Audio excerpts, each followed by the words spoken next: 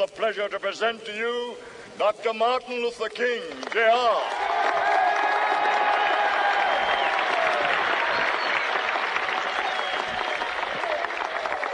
I am happy to join with you today in what will go down in history as the greatest demonstration for freedom in the history of our nation.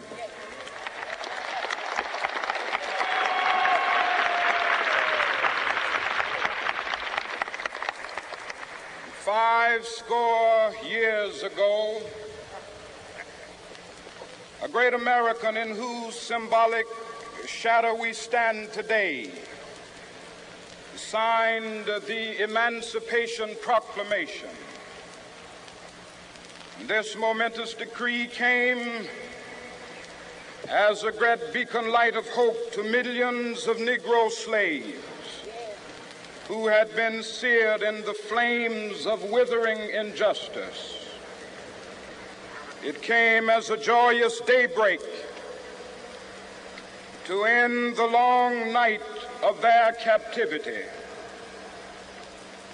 But 100 years later, the Negro still is not free.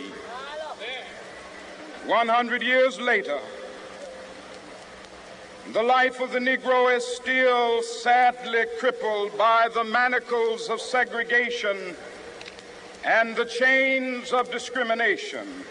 100 years later, the Negro lives on a lonely island of poverty in the midst of a vast ocean of material prosperity. 100 years later, the Negro is still languished in the corners of American society and finds himself in exile in his own land. And so we've come here today to dramatize a shameful condition. In a sense, we've come to our nation's capital to cash a check. When the architects of our republic wrote the magnificent words of the Constitution and the Declaration of Independence, they were signing a promissory note to which every American was to fall heir.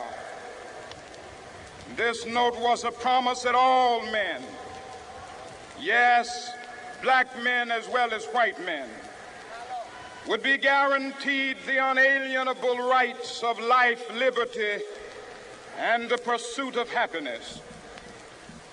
It is obvious today that America has defaulted on this promissory note insofar as her citizens of color are concerned. Instead of honoring this sacred obligation, America has given the Negro people a bad check, a check which has come back marked insufficient funds.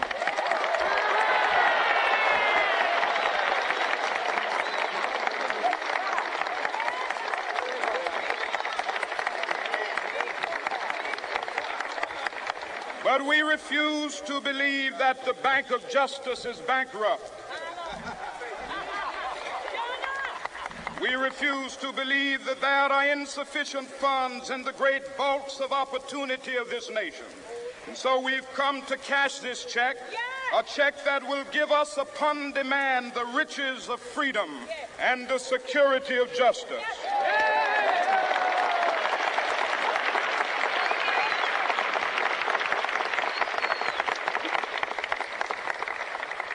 We have also come to this hallowed spot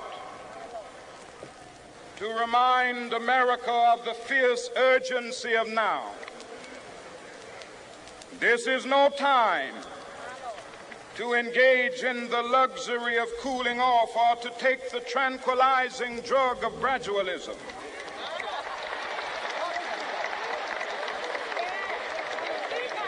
Now is the time to make real the promises of democracy.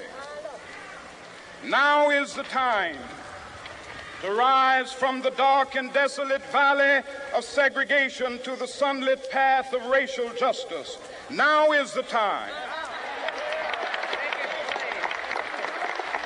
to lift our nation from the quicksands of racial injustice to the solid rock of brotherhood. Now is the time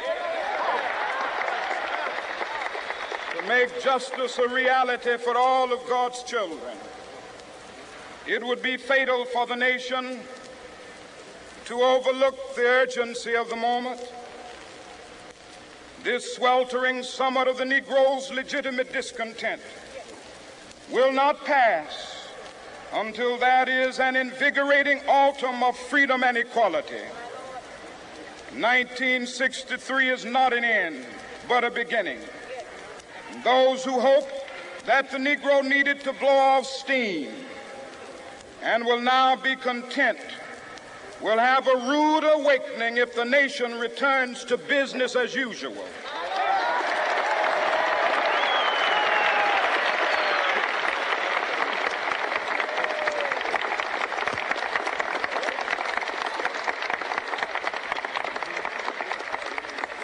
There will be neither rest nor tranquility in America until the Negro is granted his citizenship rights.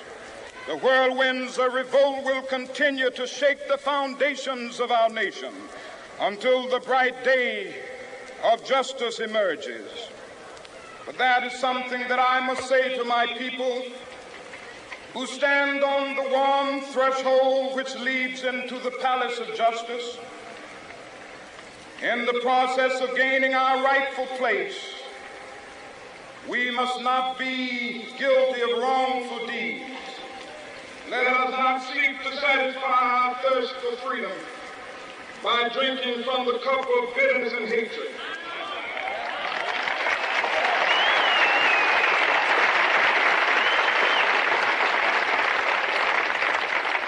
We must forever conduct our struggle on the high plane of dignity and discipline. We must not allow our creative protest to degenerate into physical violence. Again and again, we must rise to the majestic heights of meeting physical force with soul force.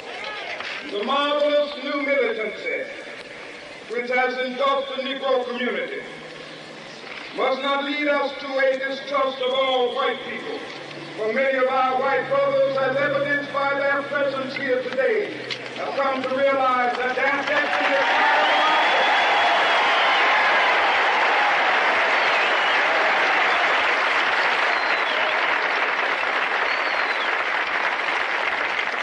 they have come to realize that their freedom is inextricably bound to our freedom.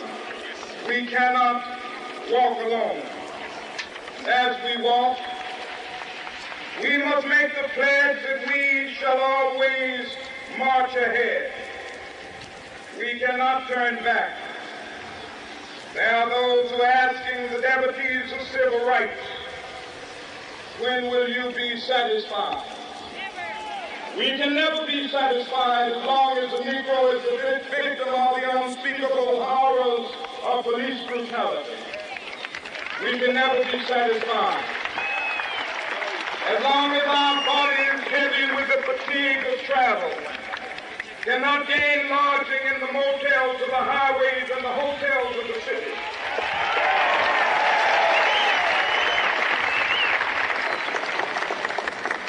We cannot be satisfied as long as a Negro in Mississippi cannot vote and a Negro in New York believes he has nothing for which to vote.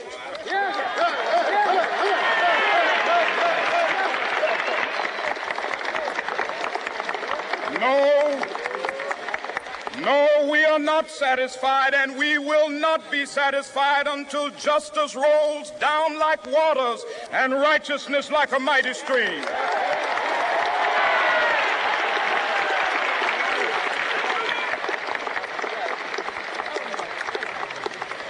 I am not unmindful that some of you have come here out of great trials and tribulations. Some of you have come fresh from narrow jail cells. Some of you have come from areas where your quest for freedom left you battered by the storms of persecution and staggered by the winds of police brutality. You have been the veterans of creative suffering. Continue to work with the faith that unearned suffering is redemptive. Go back to Mississippi. Go back to Alabama, go back to South Carolina, go back to Georgia, go back to Louisiana, go back to the slums and ghettos of our northern cities, knowing that somehow this situation can and will be changed. Let us not wallow in the valley of despair. I say to you today, my friends,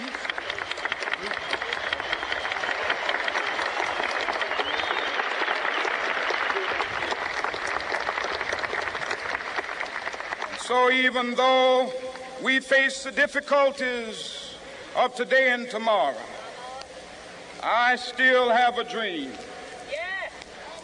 It is a dream deeply rooted in the American dream. I have a dream that one day this nation will rise up.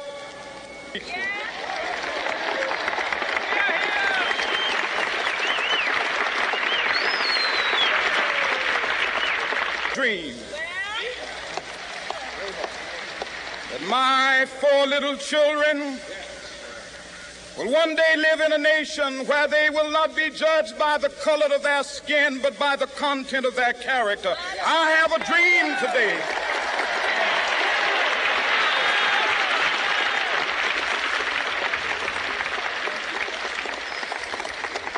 I have a dream that one day, down in Alabama, with its vicious racists, with its governor having his lips dripping with the words of interposition and nullification, one day right there in Alabama, little black boys and black girls will be able to join hands with little white boys and white girls as sisters and brothers. I have a dream today.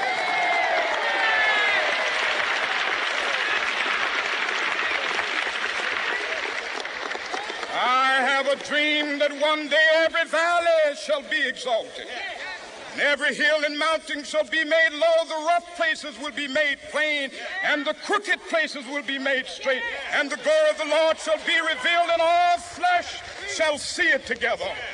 This is our hope. This is a faith that I go back to the South with. With this faith, we will be able to hew out of the mountain of despair a stone of hope. With this faith, we will be able to transform the jangling discords of our nation into a beautiful symphony of brotherhood. With this faith, we will be able to work together, to pray together, to struggle together, to go to jail together, to stand up for freedom together, knowing that we will be free one day. This will be the day. This will be the day when all of God's children will be able to sing with new meaning, "My country, tears of thee. Sweet land of liberty, of thee I sing. Land where my fathers died, land of the pilgrim's pride. From every mountainside, let freedom ring. And if America is to be a great nation, this must become true. And so let freedom ring from the prodigious hilltops of New Hampshire. Let freedom ring from the mighty mountains of New York. Let freedom ring from the heightening Alleghenies of Pennsylvania. Let freedom ring from the snow-capped Rockies of Colorado. Let freedom ring from the curvaceous slopes of California. But not only that, let freedom ring from Stone Mountain of Georgia. Let freedom ring from Lookout Mountain of Tennessee. Let freedom ring from every hill and molehill of Mississippi, from every mountainside. Let freedom ring, and when this happens, when we allow freedom ring, when we let it ring from every village and every hamlet, from every state and every city, we will be able to speed up that day when all of God's children, black men and white men, Jews and Gentiles, Protestants and Catholics, will be able to join hands and sing in the words of the old Negro spiritual, free at last, free at last. Thank God Almighty, we are free at last.